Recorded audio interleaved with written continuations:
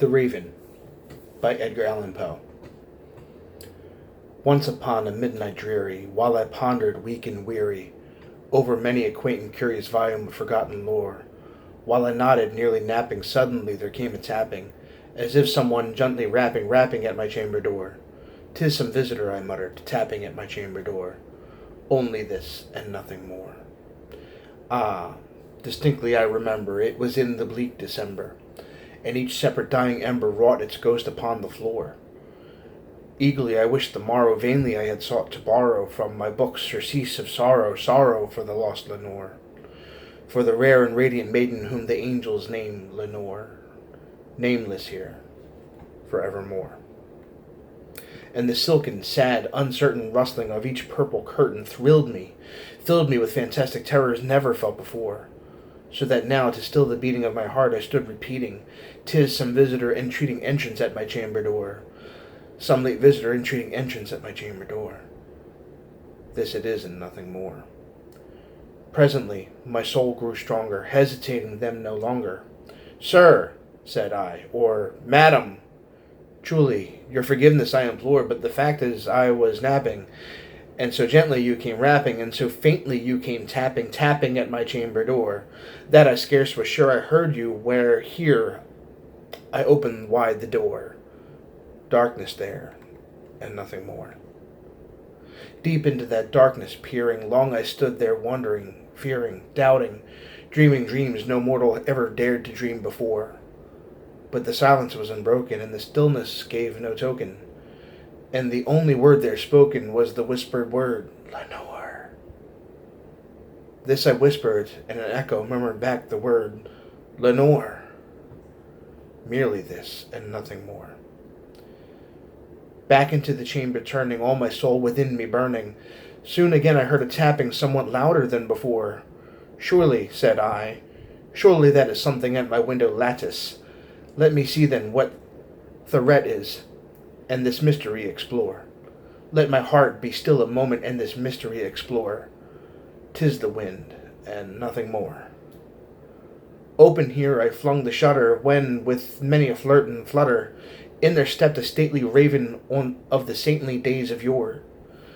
Not the least obeisance made he, not a minute stopped or stayed he, but with mine of lord or lady perched above my chamber door, perched upon a bust of Pallas just a pane above my chamber door, perched and sat, and nothing more.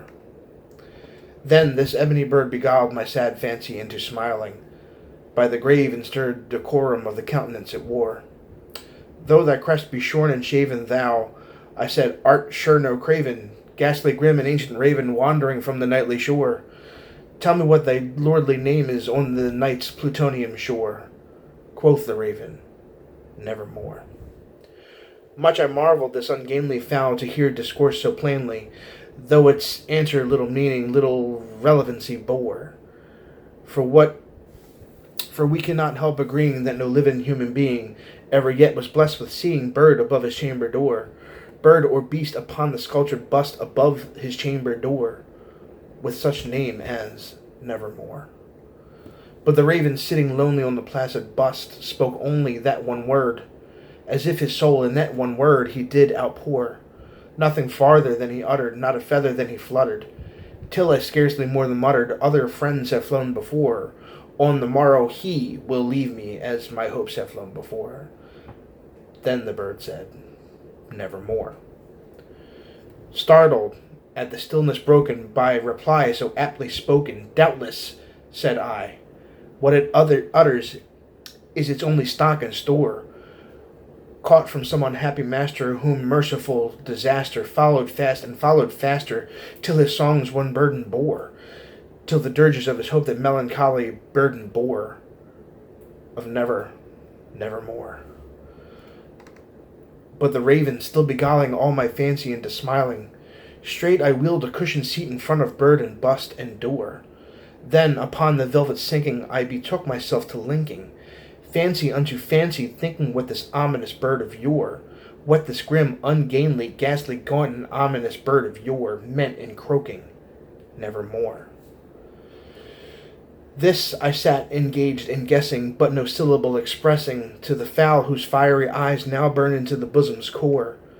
This and more I sat divining, with my head at ease reclining on the cushion's velvet lining that the lamp light gloated o'er, but whose velvet violet lining with the lamp light gloating o'er she shall press, ah, nevermore.